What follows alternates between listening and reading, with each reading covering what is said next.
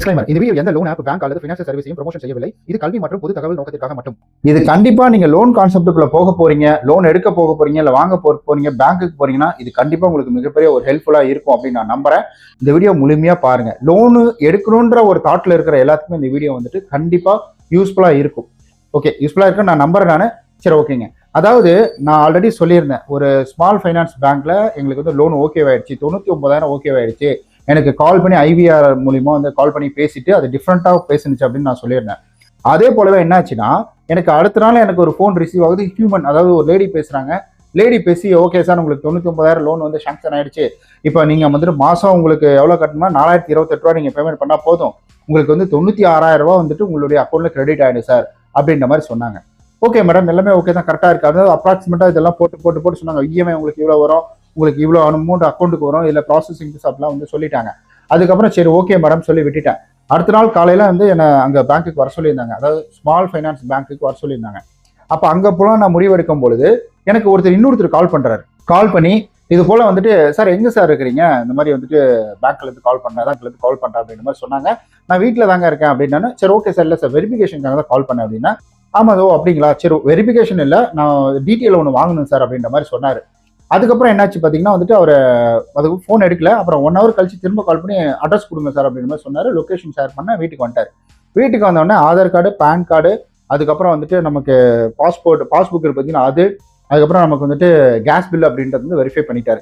இது 3-4 வெரிஃபை பண்ணிட்டு அதுக்கப்புறம் அவர் என்ன சொன்னார்னா, இல்லை சார் நான் வேற டீம்கிட்ட இதை கொடுத்துட்றேன், வேற டீம்கிட்ட கொடுத்து நான் வந்து சொல்லிடுறேன், இது போல வந்துட்டு இந்த மாதிரி இவங்க இருக்கிறாங்க அப்படின்றத சொல்லிடுறேன். டாக்குமெண்ட் கலெக்ஷன் பண்ணிட்டு போகிறது தான் வந்தேன், ஃபோட்டோ எடுத்துட்டு போகிறது தான் வந்தேன், நீங்க வந்துட்டு ஃபர்தரா ஆள் வருவாங்க, அவங்க வந்து வெரிஃபிகேஷன் பண்ணிடுவாங்க சார் அப்படின்ற மாதிரி சொல்லிட்டு அவர் கிளம்பி போயிட்டாரு. எனக்கு அப்படியே டவுட்டா இருந்தது, வெரிஃபிகேஷன் இதுதானே வெரிஃபிகேஷன் அப்படின்ற மாதிரி யோசிச்சேன். இது ஒரு விஷயம் நடந்ததுங்களா, நல்லா கேளுங்களேன். இது ஒன்று நடந்துச்சு. இப்போ இவர் என்ன சொன்னார்னா, இன்னொரு ஆள் வருவாங்கன்னு சொன்னாங்க. அப்போ என்னாச்சு பார்த்தீங்கன்னா வந்துட்டு இன்னொரு ஆளுக்காக ஐம் வெயிட்டிங். ஸோ சாட்டர்டேவே லீவு இல்லை, so second Saturday third Saturday தானே லீவ் இல்லை, அதனால வந்து அதுக்காக நான் வெயிட் பண்ணிட்டு இருக்கேன். அப்போ என்னாச்சு பார்த்தீங்கன்னா வந்துட்டு எனக்கு ஒரு கால் ஏதோ வரும்னு வெயிட் பண்ணிக்கிட்டே இருக்கும் பொழுது எனக்கு எந்த காலுமே வரல. அப்புறமேட்டுக்கு வந்துட்டு நானே திங்கக்கிழமை வந்துட்டு கால் பண்றேன். இது போல ஒரு 10 மணிக்கு கால் பண்ணி, என்னாச்சு பிரதர் இந்த மாதிரி வரேன்னு சொன்னாங்க, யாருமே வரலையே அப்படின்ற மாதிரி. அப்படியா, நீங்க கிளம்பி வந்துட்டு பிரான்ச் வந்துருங்க அப்படின்னாங்க. என்னங்க வெரிஃபிகேஷன் யாரோ சொன்னாங்க வருவாங்கன்னு நீங்களே அப்படின்ற மாதிரி கேட்டதுக்கு அவர், இல்லை சார் நீங்க வாங்க பார்த்துட்டு அதெல்லாம் ஒன்றும் இல்லை பாங்க அப்படின்ற மாதிரி சொன்னார். ஆக்சுவலி வெரிஃபிகேஷன் என்ன தெரியுங்களா, இப்போ வீட்டுக்கு வந்து என்னுடைய வந்துட்டு ஆதார் கார்டு, பேன் கார்டு, அதுக்கப்புறம் வந்துட்டு பாஸ்புக்கு, அப்புறம் நம்ம இந்த அட்ரஸ்ல கரண்ட் அட்ரஸ்ல இருக்கிறதுக்கான ப்ரூஃப், ஓட்டர், அதாவது வந்துட்டு கேஸ் பில்லு, இதெல்லாம் எடுத்துட்டு போனாங்கல்ல, இதுதான் வெரிஃபிகேஷன். அது தெரில போல அவருக்கு. பட் அவர் கலெக்ஷன் ஃபீல்டில் இருக்கிறாரு, அவர் அப்படியே வரக்குள்ள வாங்கிட்டு வர சொல்லியிருப்பாங்க போல. அப்புறம் எல்லாம் இங்கே தான் இருக்கிறாங்க, எல்லாம் பக்கவா இருக்குன்னு உடனே சரி ஓகேன்ற மாதிரி சொல்லிட்டாங்க. அதுக்கப்புறம் என்னாச்சு அப்படின்னு கேட்டிங்கன்னா, நான் அங்கே போயிட்டேன். அங்கே போன உடனே வந்துட்டு உட்காந்துட்டு இருக்கிறேன். அவர் மூஞ்ச கூட பார்க்க மாட்டேன்றாரு. லோன் சாங்ஷன் மூஞ்ச கூட பார்க்க மாட்டேன்றாரு. ஸோ மூஞ்சி பார்க்காம அவர் பாட்டுக்கு வந்துட்டு பேசிட்டு இருக்கிறாரு. பேசிட்டு இருக்கும் போது வந்துட்டு இது போல சொன்னேன், இந்த மாதிரி சொன்னேன், உட்கார வச்சாங்க. இது குறை சொல்றதே கிடையாது, என் அனுபவத்தை சொல்றேன். உட்கார வச்சாங்க, ரொம்ப நேரம் ஆச்சு. அதுக்கப்புறம் நான் கேட்டேன், இல்லை பிரதர் என்னாச்சு கொஞ்சம் சொல்றீங்களா அப்படின்னு கேட்டேன். இல்லை சார் எல்லாம் போயிட்டு இருக்கு சார், ஒரு நிமிஷம் வெயிட் பண்ணுங்க அப்படின்ற மாதிரி சொல்லி மற்றவங்களுக்கு கொடுத்துட்டு அதுக்கப்புறம் நம்மளோட டீட்டெயில் கொடுத்தாங்க. நம்மளோட டீட்டெயில் கொடுத்த உடனே வந்துட்டு அவங்க அதையும் வாங்கிட்டாங்க. கொடுத்த உடனே வந்துட்டு வாங்கிட்டு அவங்க என்ன பண்ணாங்கன்னு செக் பண்ணாங்க, வெரிஃபிகேஷன் பண்ணாங்க, எல்லாம் ஓகே டிக் எல்லாம் பண்ணிட்டு அதுக்கப்புறம் சிஸ்டம்ல போட்டாங்க. ஓடிபி கேட்டாங்க. அது வந்துச்சு ஒரு 4-5 ஓடிபி அப்படின்றது வந்துச்சு. அப்புறம் எனக்கும் வந்துச்சு ஓடிபி, ஏன்னா ஒய்ஃபோட அவங்க பேர்ல தான் எடுத்தது. எனக்கும் வந்துச்சு. இந்த மாதிரி ஓடிபி மாறி வந்துகிட்டே இருந்தது.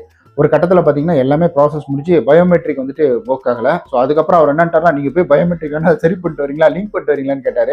அப்புறமேட்டுக்கு வந்துட்டு பக்கத்தில் யாராவது ஒருத்தவங்க சொன்னாங்க, இல்லை அதில் பண்ணுங்க, ட்ரை பண்ணுங்க வரும் அப்படின்னாங்க. அப்புறம் ட்ரை பண்ணாரு. அதுக்கப்புறம் செக் பண்ணி பார்த்துட்டு உங்களுடைய லோன் லிமிட் இவ்வளோ அப்படின்ற மாதிரி கேட்டாங்க. ஸோ இந்த லோன் லிமிட் அப்படின்றது வந்து இவ்வளோ சார், உங்களுக்கு 96,000 வந்திருக்கு, சாரி வந்துட்டு 99,000 வந்திருக்கு. அதில் உங்களுக்கு பார்த்தீங்கன்னா கிட்டத்தட்ட வந்துட்டு 95,000 சில்லறை ரூபா உங்களுடைய அக்கௌண்ட்ல கிரெடிட் ஆகும் சார்.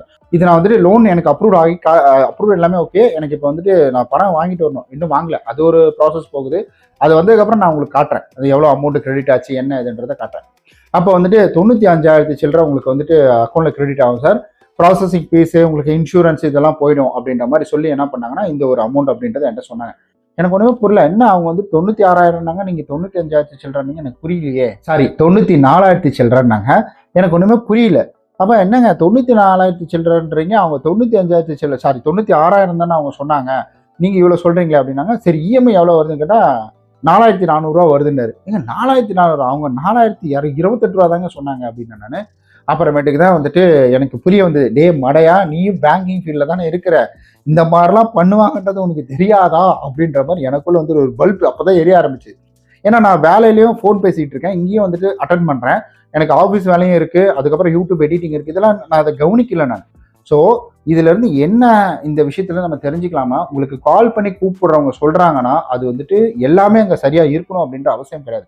நீங்கள் அங்கே போய் சண்டை போடாதீங்க. அவங்க எல்லாருமே என்ன பண்ணுவாங்கன்னா ஒரு அப்ராக்சிமேட்டாக தான் சொல்லுவாங்க, இதுதான் அப்படின்ற மாதிரி நீங்கள் வந்து அஷ்யூம் பண்ணிட்டு போயிடாதீங்க. ஓகே இது வரும், இது மேக்ஸிமம் இந்த அளவுக்கு வரும் அப்படின்ற மாதிரி வந்து நீங்கள் அசியூம் பண்ணிட்டு போங்க. அதெல்லாம் நீங்கள் அங்கே போய் செக் பண்ணிட்டு ஓகேன்னா மட்டும்தான் அவங்க அடுத்த ப்ராசஸ் அப்படின்றது பண்ணுவாங்க. இல்லை எனக்கு எல்லாமே ஓகேவாயிட்டு லாஸ்ட்டாக பணமே வாங்காமல் இல்லை எனக்கு தேவையில்லைன்னா கூட அவங்க அதை பண்ணணுன்ற அவசியம் கிடையாது. ஒருவேளை சிவில் ரிப்போர்ட்டிங்லாம் பண்ணிட்டாங்கன்னா மேபி நமக்கு வந்துட்டு சிவில் இம்பாக்ட் ஆகிடும், அது வேற விஷயம், அதை கிளியர் பண்ணி கொடுத்துருவாங்க. ஸோ அதனால மேக்ஸிமம் நீங்கள் இதுக்கெல்லாம் வந்துட்டு முடிவு பண்ணிக்கோங்க. இந்த மாதிரிலாம் நடக்கும். உங்களுக்கு வந்து வீட்டில இருந்து இந்த மாதிரி இப்போ என்ன மாதிரி லோன் எடுக்க போறீங்கன்னா வீட்டில இருந்து வந்து இந்த மாதிரி வெரிஃபிகேஷன் அப்படின்றது வருவாங்க. வெரிஃபிகேஷன் இதுதான் ஆதார் கார்டு, பேன் கார்டு, நீங்கள் பாஸ்புக் கொடுக்கறது, அதுக்கப்புறம் கரண்ட் அட்ரஸ்க்கான ஏதாவது ப்ரூஃப் கொடுக்கறது, ரெண்டல் அக்ரிமெண்ட் கொடுக்கறது, இல்லை வந்துட்டு நீங்கள் இபி பில் இருந்தால் இபி பில் கொடுக்கலாம், அப்படி இல்லைன்னா உங்களுக்கு வந்துட்டு கேஸ் பில் வந்துட்டு கொடுக்கலாம். இது எது வேணா நீங்கள் வந்து கொடுத்தீங்கன்னா அதை அவங்க அட்டாச் பண்ணி எடுத்துகிட்டு போயிடுவாங்க. நீங்கள் இங்கே தான் இருக்கீங்கன்றதை உறுதிப்படுத்திடுவாங்க. சிலர்லாம் பக்கத்து வீடு எழுத்து வீடுலாம் கேட்பாங்கன்னு நினச்சிட்டு இருக்காங்க, அதெல்லாம் கிடையாதுங்க. அதெல்லாம் இந்த காலத்தில் கிடையவே கிடையாது. முழுக்க முழுக்க எல்லாம் சிவில் பேசிட்டு தான். ஓகே கைஸ், இதை தான் உங்கள்கிட்ட பகிர்ந்துக்கலாம்னு நினைச்சேன். இந்த மாதிரி உங்களுக்கு ஏதாவது அனுபவம் இருக்கா அப்படின்றத கீழே மறக்காம கமெண்ட் பண்ணுங்க. நம்ம நாளைக்கு வேற ஒரு இன்ட்ரெஸ்டிங்கான வீடியோவில் சந்திக்கலாம். ஸோ ஜாலியாக போய் தூங்குங்க, என்ஜாய் பண்ணுங்க, நல்லா சாப்பிட்டு நேரங்காலமாக தூங்குங்க. அதனால தான் நானும் நேரங்காலமாக வீடியோ அப்படின்றத போட்டேன். வேற அனுபவத்தை உங்ககிட்ட பகிர்ந்துக்கிறேன். வேற முக்கியமான தகவல்களை நாளைக்கு உங்களை சந்திக்கிறேன். பாய்.